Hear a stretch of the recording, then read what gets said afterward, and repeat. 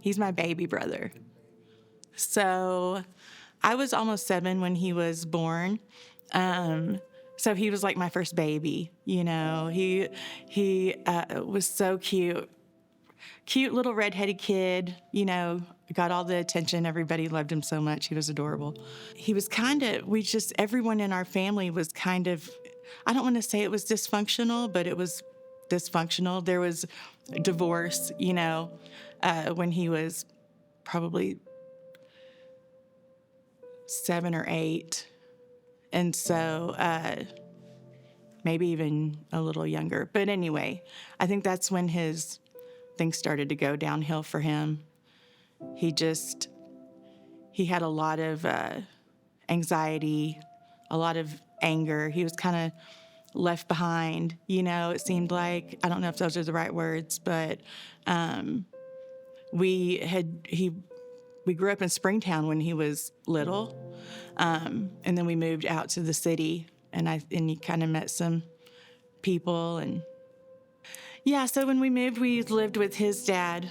My mom was having issues. Everybody in our family was having issues. So we lived with his dad, and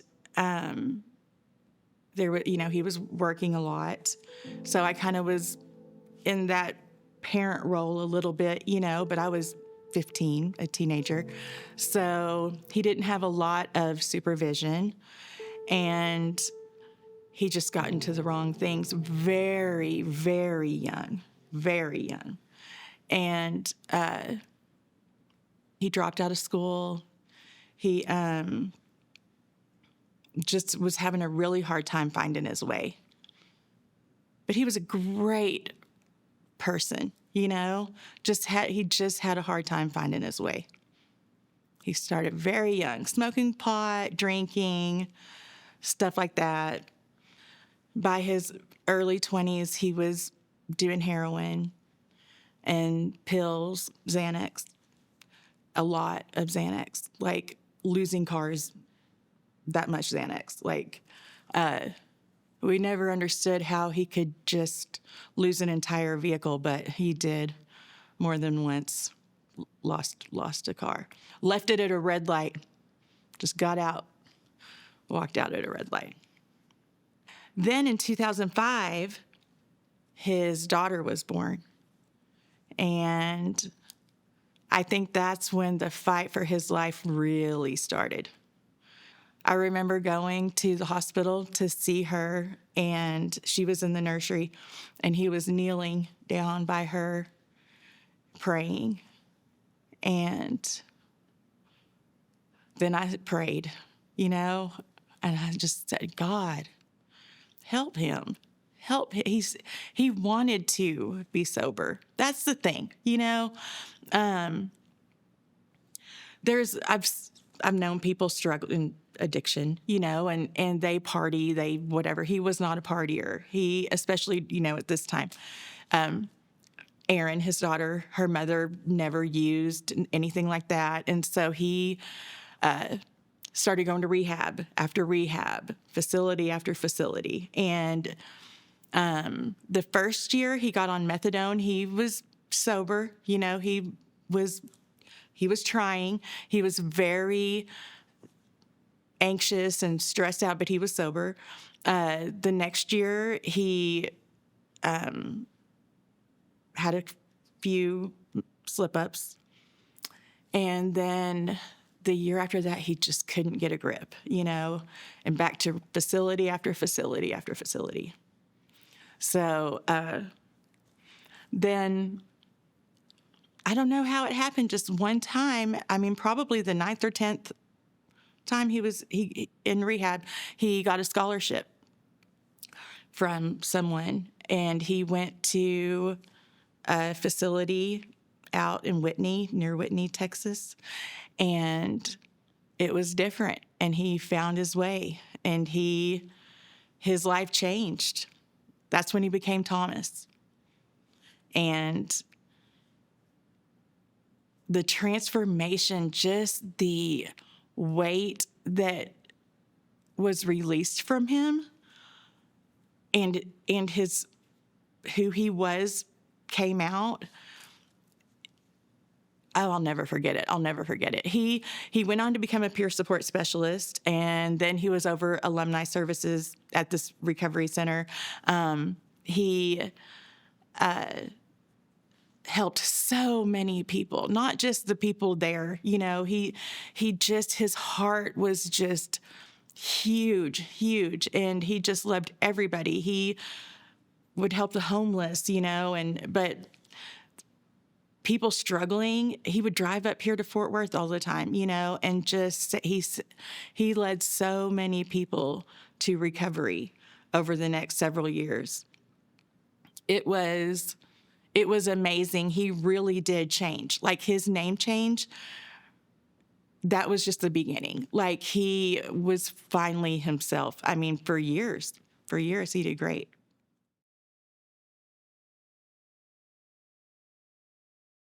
Things were going great at the facility. The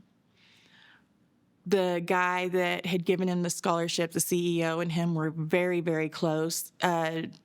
Then he had, so the CEO's name was Ben, right?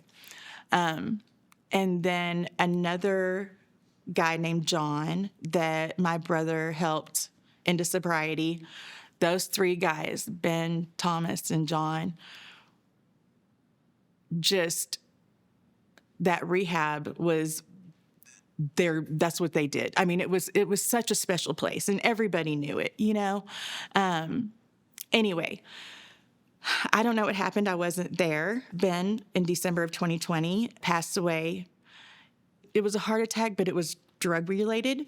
I don't know the details. I know it was extremely hard on the center, on my brother, on John, you know, trying to figure out what to do next, you know, with the facility. John ended up being promoted to CEO. My brother, Thomas, was promoted to executive director. And they were trying to keep it together, you know, for after this shocking tragedy, you know. Then in April of 2021, John died from fentanyl poisoning. And Alex, or Thomas, came back here, and that's when he just couldn't. I don't know if he relapsed while he was still there, you know, after Ben passed away, or if it was when he came back here. But just, you know, his anxiety and everything from that, he relapsed. And that's when the fight began again. You know, he was here, in Fort Worth. He was going to rehab after rehab again. He probably went from 2021 until 2023, when he died, probably 4 or 5 facilities in sober living. In fact, he was in a sober living doing well, actually, right before he took the pill. He was taking Suboxone, and he looked so good. You know, this whole time we thought, oh my gosh, he's a recovery warrior. He's going to beat this. It's going to be great. He's going to be fine. And just watching the struggle, watching him try, watching him go to facility after facility, and just the anxiety and self-loathing, and just him not being able to get a grip on his addiction was so eye-opening to us, you know, like it's all he wanted was to be sober. And anyway, so when he started taking the Suboxone, I don't know if you know this, but Suboxone is, people have their opinions about it, including him. He had an opinion about it. So even though he was doing well, he didn't think he should be on it, and he started tapering off. I don't know. I know the sober living facility he was at, I don't know for sure, but I don't think that I think they wanted him to taper off too.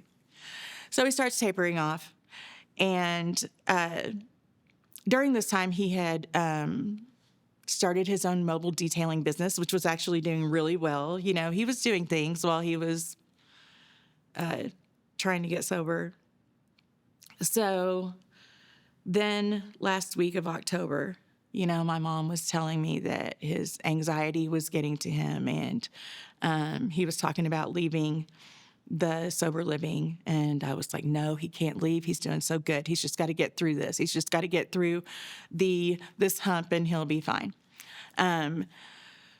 So then on Halloween, he had a job doing some detailing out in Decatur, and he had lost his keys.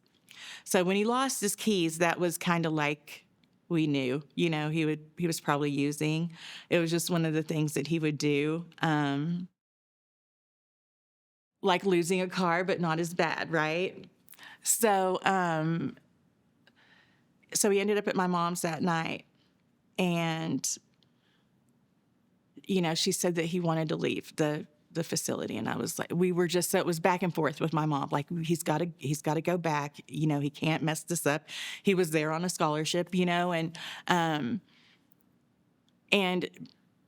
I didn't know a whole lot. I thought I knew a whole lot. I thought he knew a whole lot. You know, I didn't know a lot about the Suboxone. I didn't know a lot about opioid addiction. I didn't know, you know, what I thought I knew. I wish I did. But anyway,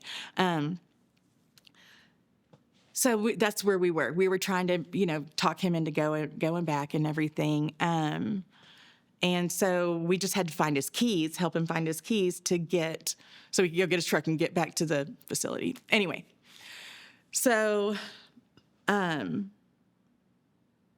whole day went by. I was at a CT appointment for my son. He had a concussion from football, so we were driving back from that, and I was texting my mom, you know, how's Alex? This is November 2nd morning. How's Alex? Has he found his keys? Has he gotten his truck? You know, and she said he's been in his room for a minute. And so I said, okay. And we left the CT appointment, me and my son, and my mom called, and I answered it on speaker, and she was screaming, Alex is dead. And I just could not believe it. I couldn't believe it. It was so hard for me to accept. I had to pull over and get out and just screamed. I had my little grandbaby in the back seat. And thank God my son, who was 17 years old at the time, was with me, and he actually drove me to take my little grandbaby home and then to my mom. And I just couldn't believe it. And I just wanted to see him and just hug him, because I know how hard he fought. He fought so hard. And for this to happen, I didn't know fentanyl yet, you know. I just thought, how in the world? And we got there, they wouldn't let me see him.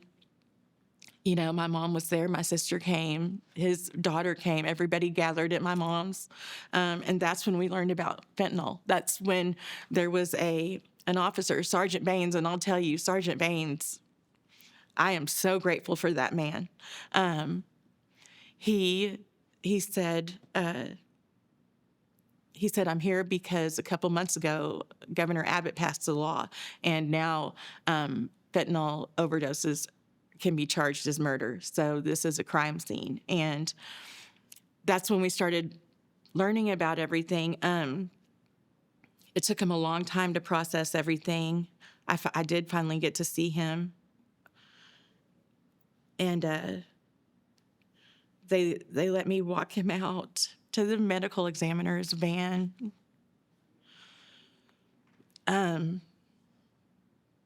I just can't believe that this is how it happened. But anyway, and that's when that's when everything really changed. I mean, that's when I learned about fentanyl and Narcan and everything. You know, he had Narcan in his truck. He had Narcan in his room, but you can't Narcan yourself. You know, he had searched things like how to find out if a pill is fake. You know, so he knew, and but it just wasn't enough.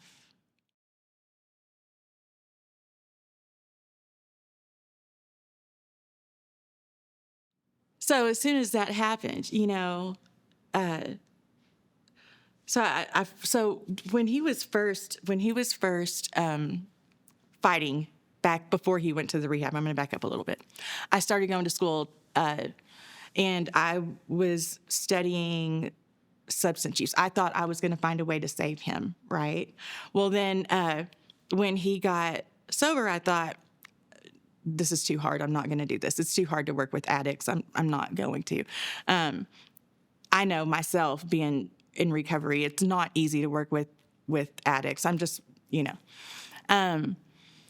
So fast forward to this, when this happened to him, when this happened to the recovery master, you know, and watching him, I just thought, I have to get to the bottom of this. You know, I have to understand how did this happen to him? Because it's not like he just relapsed and didn't try. He tried for 2.5 years. He tried hard. And so I went and re-enrolled. I finished my degree. I did all the things, and I thought it was going to take me forever to figure out, you know, what happened to my brother and why he died, and it didn't. It didn't take me very long at all to realize. It all comes back to the stigma that surrounds it all. You know, stigma is the reason that people don't ask for help. Stigma is the reason that we don't have the funding available, that we don't have the resources that people need.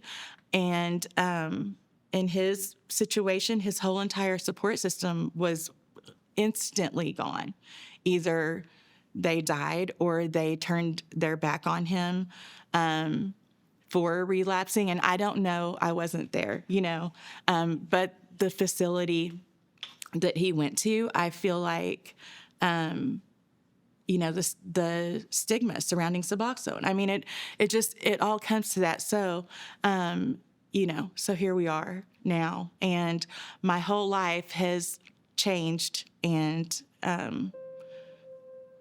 that's why I'm here, to spread the word, to let everyone know that people that suffer with substance use disorder are good people, are great people, and they are so much more than their illness. And, you know, especially with fentanyl now, you don't have to be suffering with substance use disorder. You can just be a kid. You know, good people are going to take drugs every once in a while. It's just how it is, you know, and we need to understand that and spread awareness and get it out there and save lives, you know. So that's what we're doing.